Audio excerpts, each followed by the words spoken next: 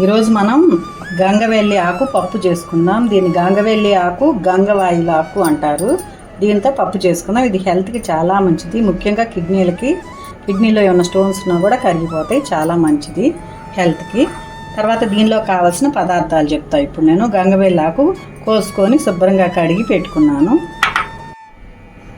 కావలసిన పదార్థాలు: గంగవెల్లి ఆకు, మామిడికాయ ముక్కలు, పచ్చిమిరపకాయ ముక్కలు, ఉప్పు, పసుపు, కారం, పెద్దుల్లిపాయ ఒకటి, టమాటా పెద్దదొకటి, కందిపప్పు, తాలింపులోకి కరివేపాకు, చిన్నుల్లిపాయలు, తాలింపు గింజలు, నూనె.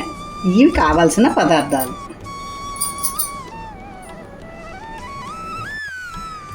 ఇప్పుడు గంగవెల్లి ఆకు పప్పు ఎలా చేసుకుందామో చూద్దాము. ముందుగా స్టవ్ వెలిగించుకొని ఆల్రెడీ నేను కందిపప్పు కడుక్కొని వచ్చాను. ఒక కప్పు కందిపప్పు ఇది. దీంతో 2 గ్లాసులు వాటర్ పోద్దాం.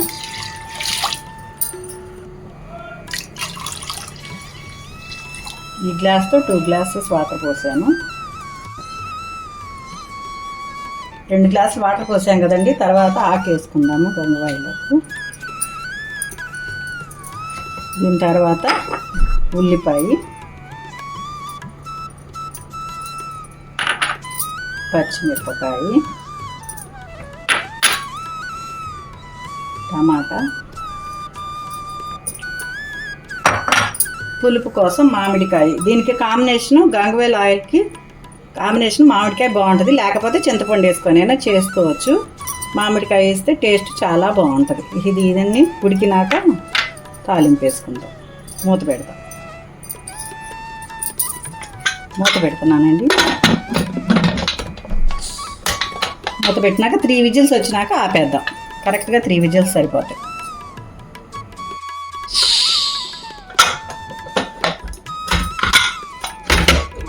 ఇదిగోండి, మూత తీసేసరికి ఎట్లా ఉంది. దీన్ని ఇప్పుడు గంటితో కొంచెం మెరుపుకుందాం. మెత్తగా ఉడికిపోయింది. పప్పు గుత్తి అవసరంలా, మెత్తగా ఉడికింది కదా. గంటితో ఎట్లన్నా సరిపోతుంది.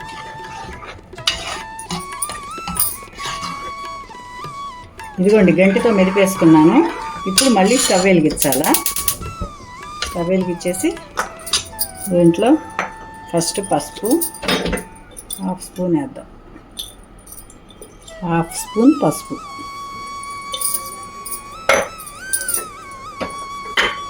ఉడికేటప్పుడు కూడా వేస్తారండి కొంతమంది. అయితే ఉడికేటప్పుడు వేస్తే ఏమైందంటే కుక్కర్ మూతకి కొట్టేసిద్ది. అందుకని నేను ఉడికినాక వేస్తాను. టేబుల్ స్పూన్తో 1.5.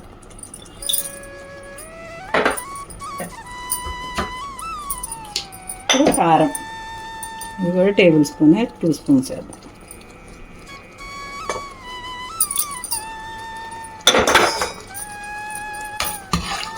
ఉడుకుతుంది కదా, పచ్చివాసన పోతుంది. తిప్పేసుకుంటే ఇట్లా ఇది ఉడకంగానే మనం తాలింపు పెట్టేసుకుందాం. ఇదిగోండి, ఈ పప్పు కొంచెం ఉడుకుతూ ఉంది కదా. దీన్ని సిమ్లో పెట్టా, పక్క స్టవ్ మీద పెట్టి ఇప్పుడు దీని మీద తాలింపు వేసుకుందాం.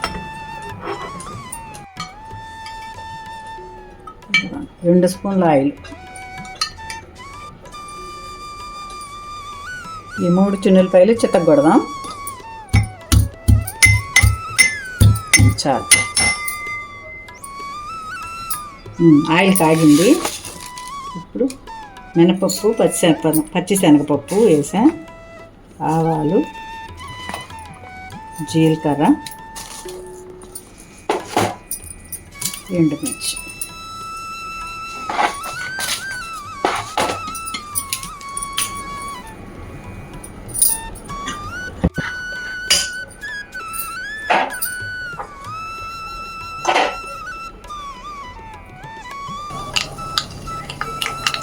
ఇదిగోండి, కాలింది తాలింపు. ఆవాలు చిట్పట అంటున్నాయి కదా, సౌండ్ వస్తున్నాయి కదా.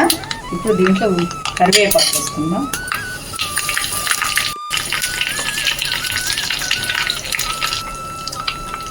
తర్వాత ఇందా చితగొట్టుకున్న వెల్లుల్లిపాయ,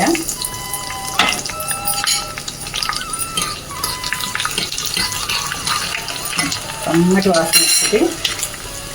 ఇంకా మంచి వాసన రావడానికి నేను ఒక చిటికెడు మెంతి పొడి, చిటికెడు మెంతి పొడి వేయించాను. మెంతుల్ని పొడి చేసుకున్నాను. ఇది వేస్తే ఫ్లేవర్ బాగుంటుంది, అరుగుదల కూడా బాగా అవుతుంది, గ్యాస్ రాదు.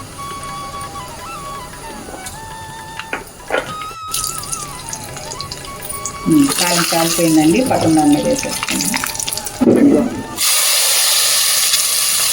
ఇంత కమ్మటి వాసన వస్తుందో. ఈ స్టవ్ కూడా ఆపేస్తుందా అండి.